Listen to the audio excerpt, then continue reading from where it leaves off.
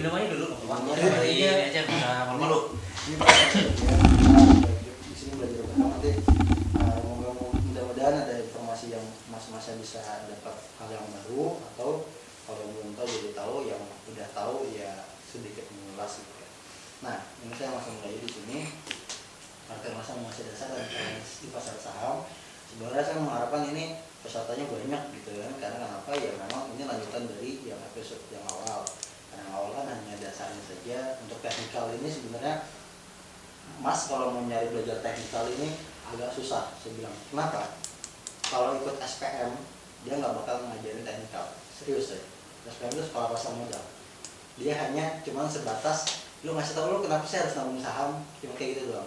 Untuk teknikal nggak bakal diajarin. Nah, untuk ikut kelas begini teknikal analis itu di luar sana bukannya nggak ada, tapi pakai biaya administrasinya yang lumayan juga, sampai 300 ribuan, bahkan sampai jutaan pun ada. Nah, jadi ini mas-mas ini beruntung lah kalau saya bilang ada niatan untuk ingin belajar di sini, karena memang kalau secara value pembahasannya ya lumayan mas gitu kalau di luar.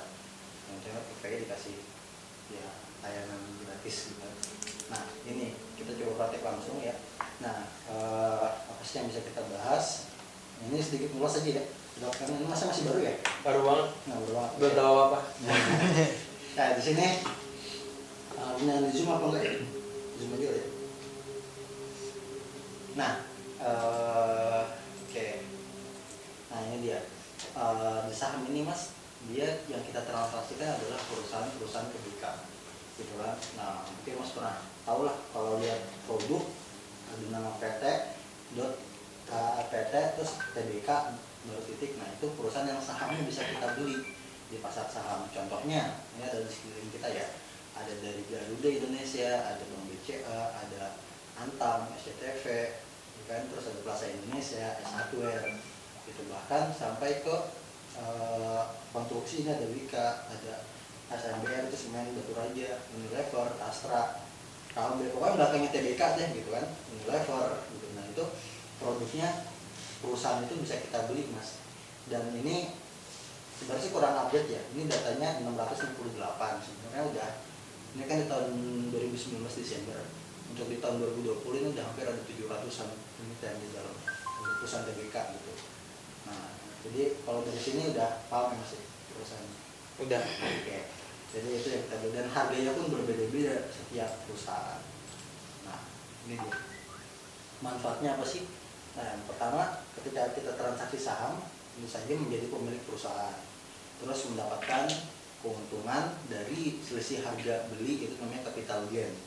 Nah, atau keuntungan dari selisih harga jual dan harga beli. Jadi misalkan mas beli sahamnya Antam itu dulu seminggu yang lalu, dua minggu yang lalu itu harganya masih di harga Rp600 per lembar saham. Nah, jadi kalau beli satu lot itu cuma 60 ribuan gitu. Sekarang harga sahamnya itu udah 1000, di atas 1000. Nah, jadi kenaikan itulah yang mas bisa dapatkan keuntungan dari transaksi saham. Tuh. Nah, terus mendapatkan dividen ini biasanya dikasih ketika adanya perusahaan itu ngasih bonus, karena dia bisa mendapatkan laba keuntungan dari perusahaan. Jadi dia ngasih, saya dapat laba telah membukukan pendapatan bersih. Nah, saya ingin bagikan kepada investor, kepada pemegang saham. Nanti dibagi sama dia. Dihitung-hitung kira-kira untuk per lembarnya kena berapa. Biasanya sih dimulai dari rupiahan, dari Rp1 sampai ya tergantung perusahaan ya, bahkan ada yang bisa ngasih sampai puluhan ribu per satu lembar tuh ada gitu. Itu dikasih biasa setiap tahun sih gitu. Nanti ada strategi untuk dividen bisa dapat untung juga, saya ada, tapi pembahasannya bukan di sini. Nanti next pertemuan saya akan kasih tahu. Terus ini yang terakhir, menjadi zaman calon mantu ini ya saya ngerasain sendiri gitu. Ketika orang tua bilang kerjaan kamu apa, ya saya bilang ya kerja di sini dan juga punya perusahaan gitu. Kenapa ya? Saya ada buktinya kalau saya megang saham yang saya pegang itu saya punya gitu. Jadi ketika mas mungkin dulu cuma mimpi, saya punya perusahaan tuh mimpi, tapi setelah kenal pasar modal ya itu bukan mimpi lagi. Kalau cuma 60.000 aja udah bisa punya perusahaan gitu loh, udah nama kita ada di perusahaan tersebut gitu. Jadi bukan mimpi lagi gitu. Ini hayalan yang bisa kita pegang di depan. Nah selain keuntungan ada juga potensi kerugiannya. Nah kerugiannya apa sih? Nah itu ada capital loss atau penurunan harga saham. Resikonya terjadi bila harga yang kita jual itu lebih kecil, jadi ya jual rugi lah, atau bisa membatasi kerugian, ataupun cara seperti ini bisa kita cut loss, bisa nambah posisi lagi, average down, itu semuanya bisa. Nah, itu masuknya ke manajemen portofolio dan juga money management, itu ada materinya gitu. Nah tak hanya itu, resiko likuiditas juga ternyata ada nih di perusahaan. Kalau perusahaan itu bangkrut atau bermasalah, seperti dulu saham Aisyah dulu sempat disuspend lama banget karena masalah laporan keuangan pemalsuan, tapi sekarang udah dibuka kembali beberapa bulan terakhir gitu. Bahkan Aisyah pun saya megang mas. Iya, megang naik. Kita megang tuh sama Aisyah, terus saya disuspend 2 tahun. Ya udah biarin lah gitu kan, ada dibuka lagi ya saya agak senang gitu, karena ya beda tipis harga nyangkutnya, tapi saya keep.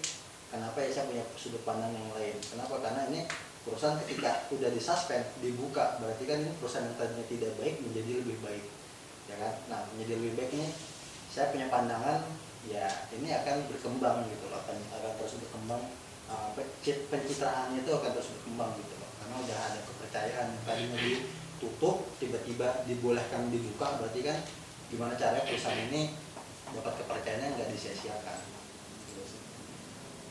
Ini tadi ya, ini ada capital gain. Nah ini untuk perusahaan ada corporate action, ada dividen, saham bonus, split, buyback, right issue. Terus kalau masnya punya saham, mas bisa ikut rapat umum pemegang saham. Nah biasanya kita mahasiswa nih hobi banget nih. Dulu pas saya masih kuliah, saya hobi banget mas. Kenapa? Karena kerjaan saya kan kuliah. Ada RUPS, saya datangin. Ya lumayan, ya kamu mau jam berapa walaupun kamu pas datang bisa makan makanan hotel bintang 4, bintang 5 gratis gitu kan. Terus duduk bareng sama para direksi jajaran, ya itu suatu hal yang nggak mungkin jadi mungkin. Terus pulangnya dikasih goodie bag, bisa yang gak enak gitu kan. Cuman kita harus datang ke event tersebut, kalau nggak ya nggak bisa. Dan harus megang sahamnya. Nah ini apa sih menabung sama investasi? Investasi itu memperoleh keuntungan, ada risiko, transaksi jual dan beli, tempat transaksi di pasar modal, di pasar saham, di bursa. Tapi kalau menabung, di sistemnya cuma menyimpan. Nah untuk menabung ini nggak ada risiko, cuma potongan bunga saja gitu kan. Sifatnya simpan pinjam dan perbankan. Terus kenapa harus investasi di saham? Karena mudah, banyak perusahaan sekuritas dan manajer investasi yang dapat memberi rekomendasi investasi. Nah tapi nggak semua broker ngasih rekomendasi, nggak semua broker, hanya ya itu sih lebih ke personal aja sih. Oh hari ini beli ini gitu, biasanya sih ada beberapa yang gitu, tapi ada juga yang nggak sama sekali, cuma udah dilepas kayak gitu. Nah terus ada juga mulai dari 100.000 bisa buka akun investasi secara berkala dengan orientasi jangka panjang. Nah di pasar saham itu bukan sebuah judi. Kenapa ya? Karena legalitasnya itu udah ada, bahkan fatwa Majelis Ulama Indonesia pun ada di SNM UI nomor 1 nomor berapa. Event kemarin tempat saya bahas, untuk di sini saya nggak saya bahas gitu kan. Terus tidak sulit, mudah sih sebenarnya kalau transaksi saham, cuma jual dan beli. Hanya kita perlu analisanya saja sih, itu aja sih. Kalau masih bisa analisa aku malah lebih jago, lebih enak dibandingkan saya nitipin dana saya ke reksadana. Kalau ke reksadana itu saya ngasih duit, nanti dia per tahun ngasih saya berapa persen. Tapi kalau saya sendiri yang lakuin, saya bisa dapat puluhan persen dalam jangka waktu harian, bahkan tahunan pun bisa lebih dari reksadana. Soalnya reksadana duit kita, dia putarkan duit itu ke pasar saham, ke transaksi forex, ke transaksi emas, segala macam. Tapi itu kita di dalam 1 tahun dia bisa dapat ratusan persen, tapi ngasih ke kita cuma puluhan persen. Tapi kalau di pasar saham kita sendiri yang bisa ngerasain itu. Nah analisanya itu ya ini mudah untuk menaruh cuan, profit besar, profit kecil, area buy, yang kita hindari itu loss kecil sama loss besar. Loss kecil masih kita toleransi lah, maksudnya ya kita bisa mengatasi kerugian dengan cut loss. Kalau loss besar semoga mas-mas ini jangan ngerasain ya. Nah benar loss besar tuh bingung nyangkut. Nah ini untuk analisa teknikal kita menggunakan dua teori. Teori dulu ini merupakan teori dasar dari analisa teknikal yang pertama dipublikasikan oleh Charles ini tahun 1891 sampai 1902. Nah ini sebenarnya penemu ini ada di Amerika, dia wartawan dari Wall Street Journal sebagai sekelas ekonomi terus pendiri dari Dow Jones dan Company. Jadi teori itu sangat berguna dalam memprediksi pergerakan harga market, terutama menjadi acuan para trader untuk melakukan analisa sebelum melangkah pada analisa berikutnya. Nah, apa aja sih di teori Dow ini? Itu ada 4. Yang pertama, saham memperhitungkan semua sentimen berita. Nah, berita, terus ada juga psikologi, rumor, terus kondisi ekonomi, dan juga sosial dan politik.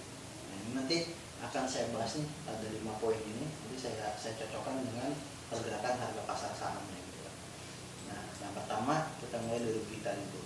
Berita ini tahulah ini ya, masa udah mulai di saham, tahu kan berita ini mengenai di mergernya perusahaan Bank BRI Syariah sama dengan perusahaan Syariah. Ini saya buat itu di tanggal 7 ya. Di tanggal 7 bulan apa ya? Bulan 7. Nanti kita lihat ya, ini untuk bis. Ini kita lihat untuk bis nanti catatannya dulu. Nah, terus ada juga ini tanggal 18 Agustus. Ini untuk vaksin COVID-19. Ini di tanggal di pojok kiri itu Selasa ya, 18 Agustus 1808. Ini untuk farmasi. Nanti kita lihat pergerakannya. Ini kan sentimen berita ya. Ini kan berita mengenai vaksin ini kan berita positif.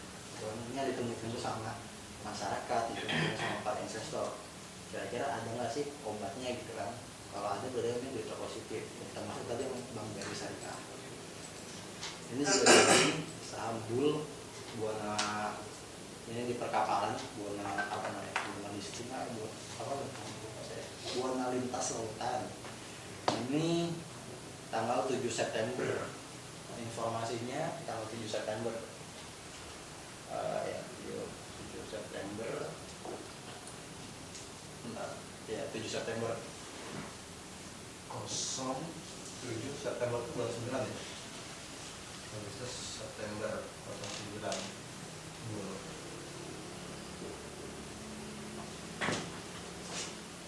Terus kalau yang tadi itu yang Bull itu informasinya apa namanya, ada salah satu nama Wong Kevin itu sebagai direktur utama.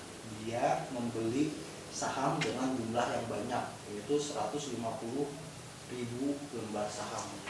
Itu masih bisa lihat di sini.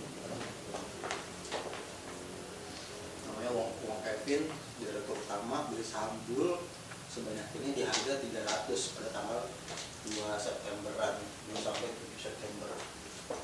Nanti kita lihat ya, tanggal 7 sampai tanggal 2 sampai 7.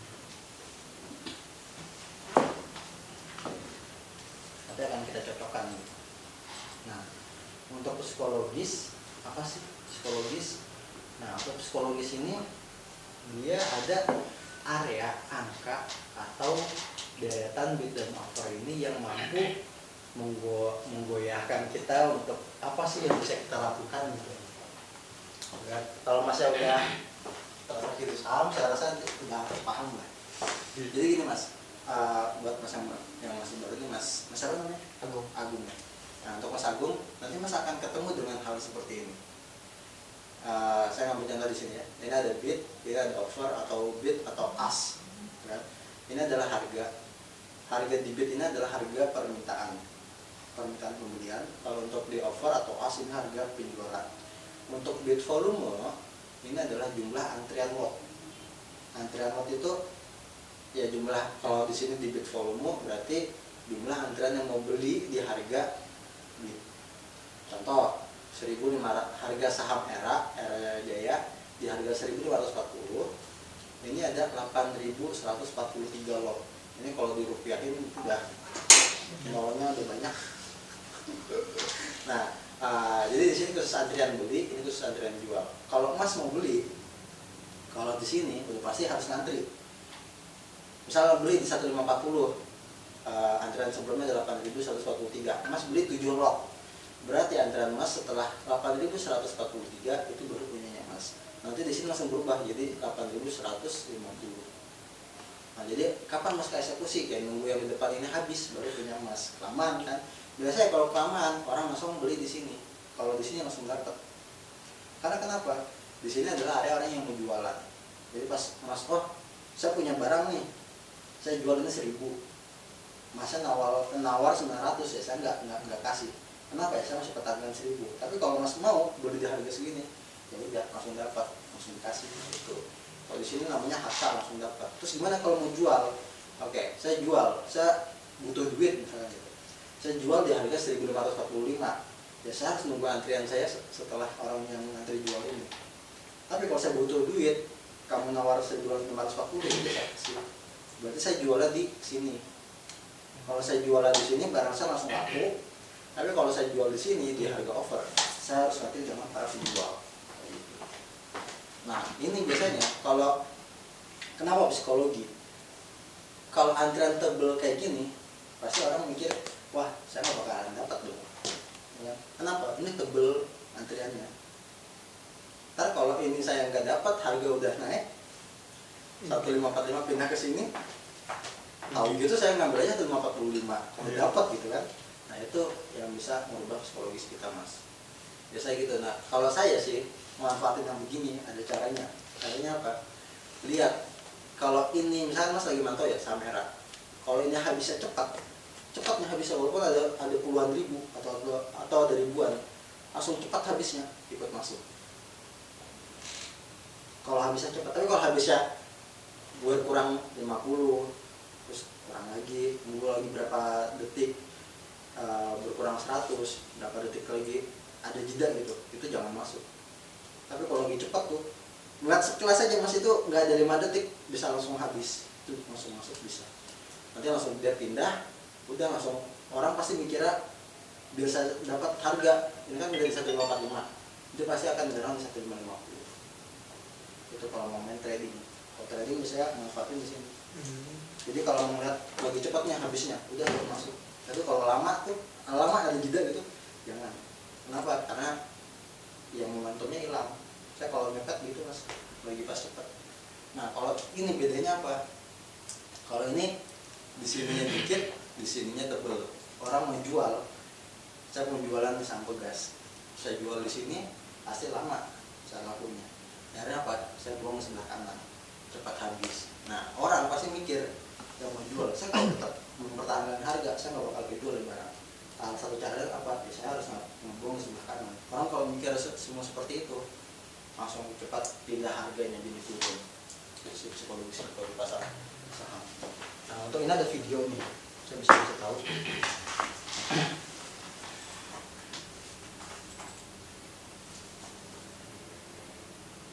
Ini yang untuk HK ya, psikologis. Saya jadi membesarkan.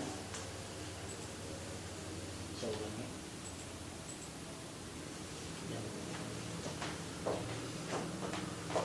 Ini kan langsung cepat habis ntar. Ini langsung cepat ditebelin. Ntar ditebelin lagi sama dia.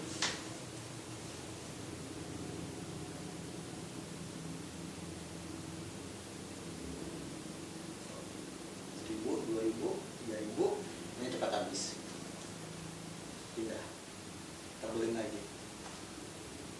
Dari 870 kan, nah, ini udah pindah di withdraw, terbelin ke situ, jadi 6.000. Orang kalau udah mikir gini, oh ini pasti dijaga, ditahan.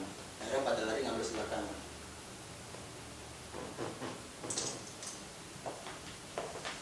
harga yang seperti ini dicari kalau nyampe lumayan berapa menit bisa masuk kenaikan berapa persen. Yang penting caranya harus lagi ramai, cepat habisnya itu baru masuk. Ya itu biasanya kalau mau trading dia harus lihat pasarnya sih, kalau nggak lihat ya kelewatan gitu. Kurang zoom ya, bentar saya zoom dulu. Ini daerah ini saya tambahin. Ini tanggal 7 berita ini keluar, ini masih polanya masih sideways. Nah pas, tapi sebenarnya udah mulai gerak mas. Kenapa? Ini ada volume transaksi yang lebih banyak. Saya keluarin beritanya memang nunggu informasi berita itu keluar baru saya buat. Kalau saya bikin tanggal segini berarti kan informasi beritanya keluar sempat di hari sebelumnya. Ini volume transaksi lebih banyak perdagangannya. Ini berarti kan menandakan apa? Ini adanya jumlah transaksi lot yang lebih banyak. Walaupun volumenya sideways ya, dilihat penjualannya pun nggak ada nih, sedikit. Kalau ini udah rata-rata pun masih banyak yang beli.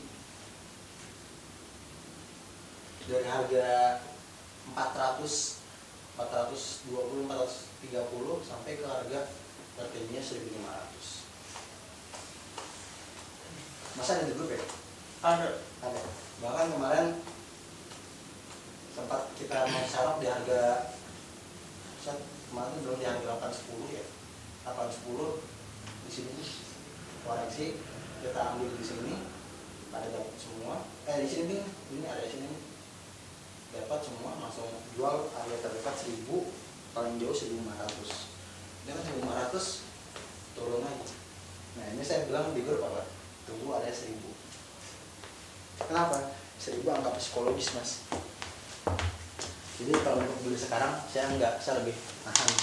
Nanti aja kalau harga udah 1000, soalnya ada gap juga nih, ini ada gap belum ketutup gitu. Angka 1000 angka psikologis yang bisa dijaga. Nah ini untuk saham BRIS, kenaikannya ini dia yang mempengaruhi isu begitu, isu apa namanya, berita yang tadi. Nah terus selanjutnya ada informasi di tanggal 18 itu ada KLBF. KLBF sih nggak begitu berasa sih, enough deh, enough yang begitu berasa. Enough ini di tanggal 18 bulan 8, tanggal 18. Oh itu tadi infonya apa ya, bentar. Bukan ini sudah closing profit yang di Indonesia. Oh iya. 18 bulan 8. Udah sini ya. Udah tinggi banget artinya. Tapi sebelum tanggal segitu emang vaksin udah keluar sih beritanya. Dari area 900-an bahkan di bulan Juli sampai ke area 3000-an. Ini masalahnya capital gain tuh dari sini mas beli di harga 900, ketika naik masih bisa jual, itu yang didapatkan keuntungan. Kalau dibilang persentase berapa, yang BRIS itu kemarin sempat rekomendasi yang PPI keluar itu sampai 77%, 175% untuk kenaikan di bulan Juli. Ini cuma berapa bulan? Agustus, September, Oktober, 3 bulan sampai 175%.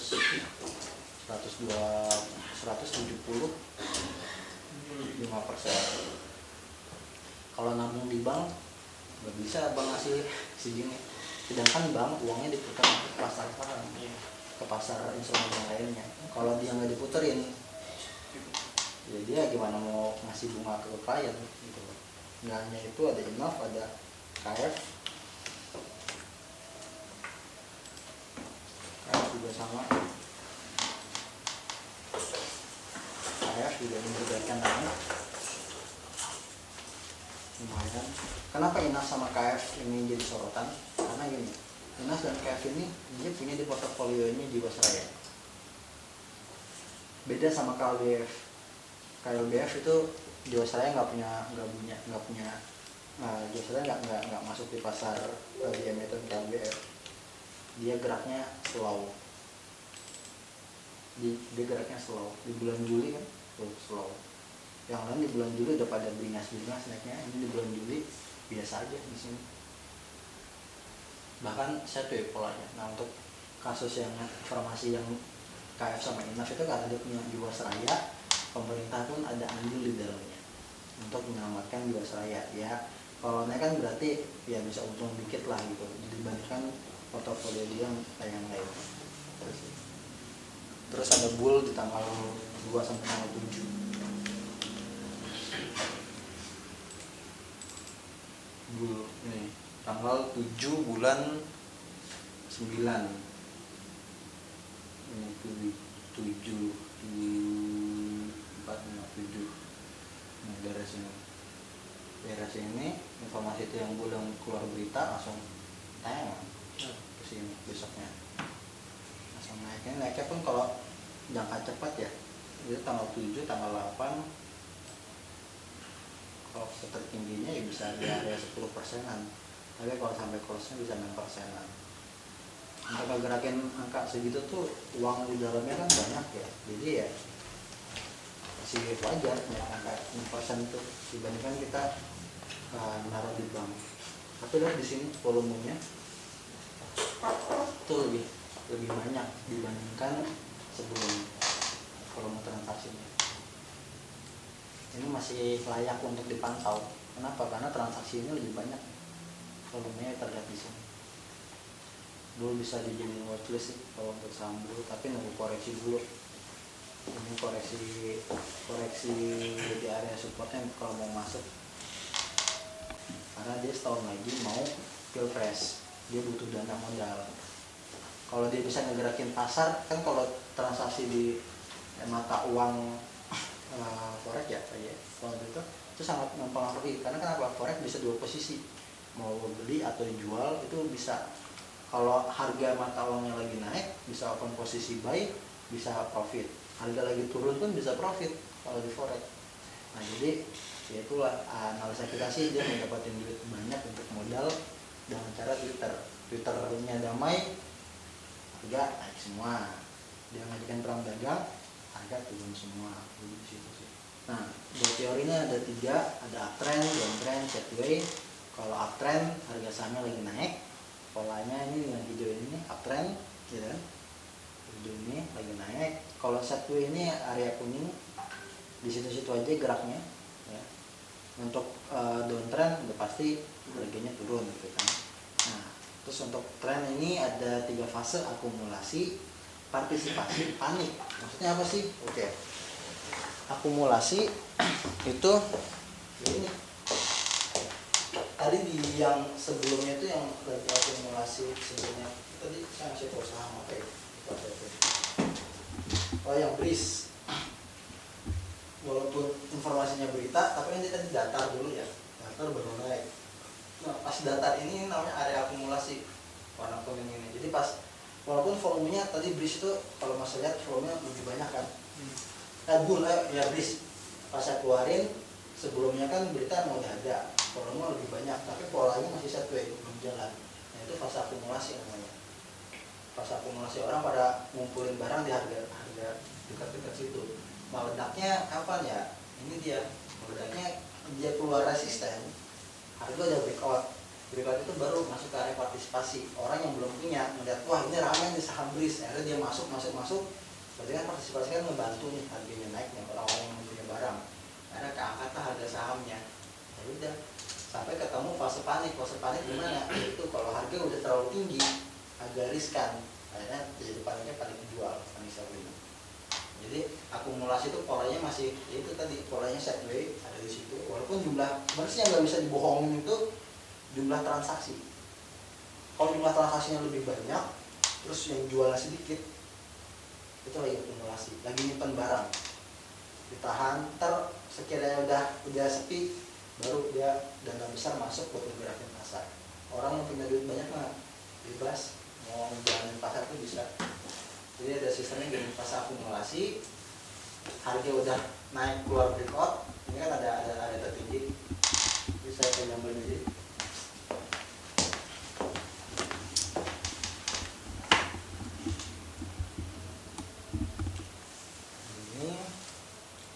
Ini, nah Amerika ini.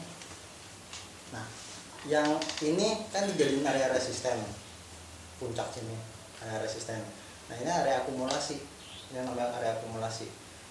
Ini harga udah keluar dari resisten, berarti kan breakout. Nah udah sih breakout.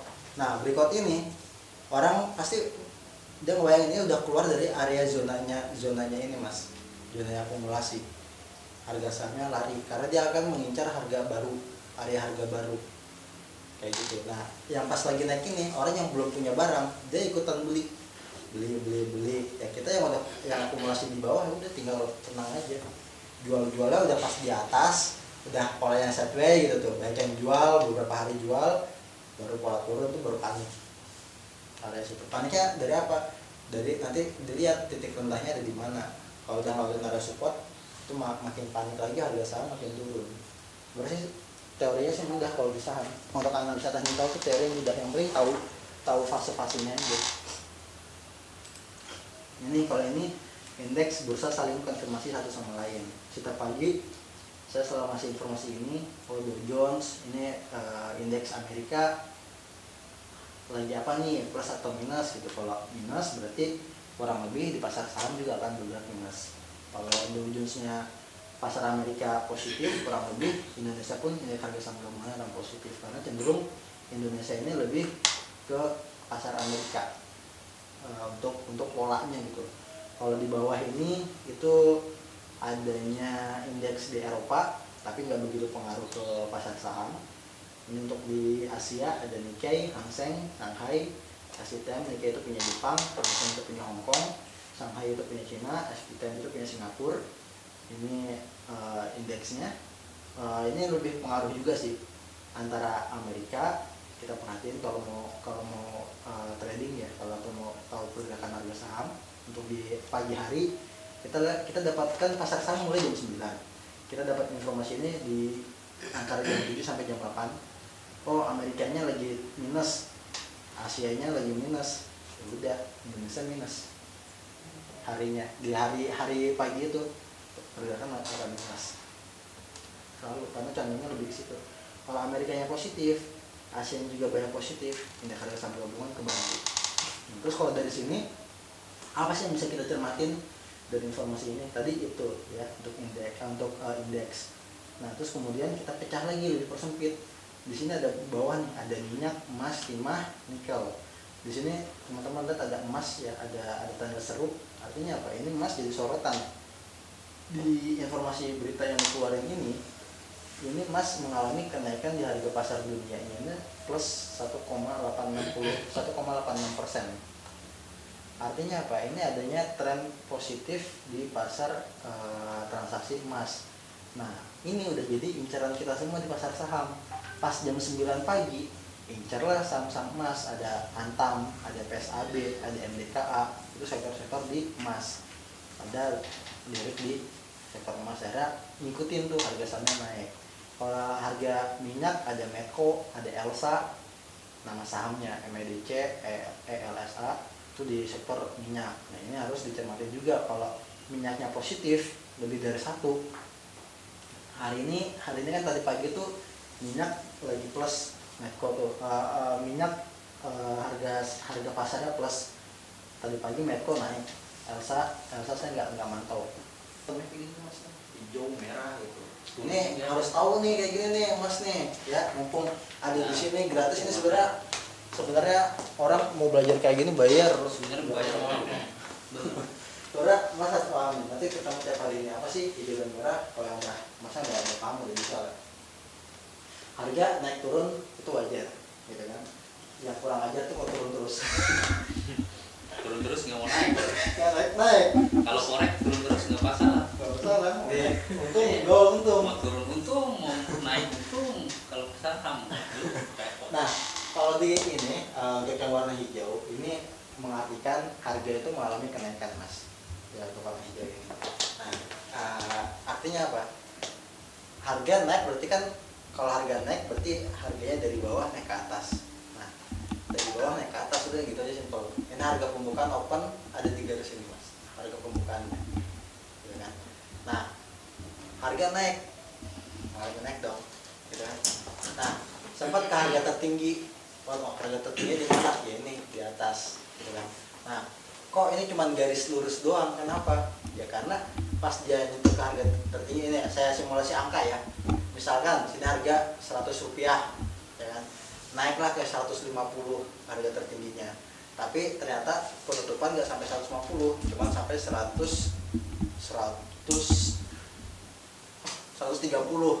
Di mana 130 di sini. Ya udah, berarti ini kenaikannya dari area 100 sampai 130. Sempat namanya ini ada harga tertinggi 50. Kenapa ini tebel ini enggak? Ya karena ini cuma numpang lewat doang. Nah, karena ini area 100 sampai 130, akhirnya nggak bentuklah budi. Nah, ini apa sih kalau ini yang garis di bawah? Ini harga sempat turun dari harga 100, harga tadi harga berapa? 100, sekarang turun ke harga 50 gitu. Saya ngambil angka bulat biar gampang cernanya. Sempat ke harga 50 tapi gagal, berhenti di 50. Harga sempat turun, tapi ternyata pas lagi turun orang ngeliat ini harganya murah, banyak yang beli, akhirnya ngalamin kenaikan gitu. Cara simpel gitu mainnya, harga pembukanya di sini, harga penutupannya di sini. Yang ini sempat harga tertinggi, harga terendah. Sempat nyentuh harga tertinggi sampai harga terendah. Kalau ini kebalikannya, opennya di atas, namanya turun pasti kan ke bawah ya. Nah, open di sini ya harga turun, gitu kan? Ya udah, kebalikan aja sih. Kalau ini udah paham kan? Nah, ada. Oke, kalau paham kita lanjut. Soalnya Mas doang khusus nih. Spesial. Spesial. Enggak, soalnya di sebelumnya udah pernah dibahas kayak gini.